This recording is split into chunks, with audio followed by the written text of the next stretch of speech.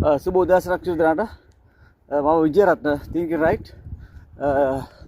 මම අද කතා කරන බලද්දී වාහන ගෙන්නුවේ අලුතෙන් බදු ගන්නවා කියලා කතාවක් කරගෙනවා.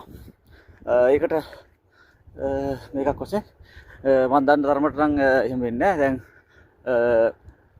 අලුතෙන් බදු නෙමෙයි දැන් තියෙන බද්ද මුලදී අය කරලා يعني කස්ටම් එකේදීම අය කිරීමේ සූදානමක් තමයි තියෙන්නේ. නමුත් දැන් සේල් හිමිය බලන්නේ මේක වාහන ගෙන්නපු වාහන ස්ටොක් තියෙනවා. වැඩි මිලට ගෙන්නුවා. මේගොල්ලෝ හිතුවේ වාහන ගෙන නතර කරාට පස්සේ මේක වැඩි මිලට විකුණන්න පුළුවන්. ඒකට අනුර කුමාර ජනතුමා අවස්ථාව දුන්නේ. අපි ඒකට මුලින්ම එතුමාට ස්තුතිවන්ත වෙනවා. මේ වාහනයක් අලුතින් ගන්න ඉන්න පිරිස වෙනුවෙන් කටයුතු කරාට. ඉතින් දැන් මේ බද්ද පස්සේ ආය කරත් එකයි ඉස්සෙල්ලා ආය කරත් එකයි. එකම බද්ද.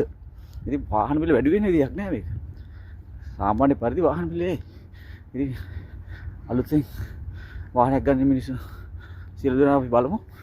මේ වෙනින් අපි ඉන්නවා.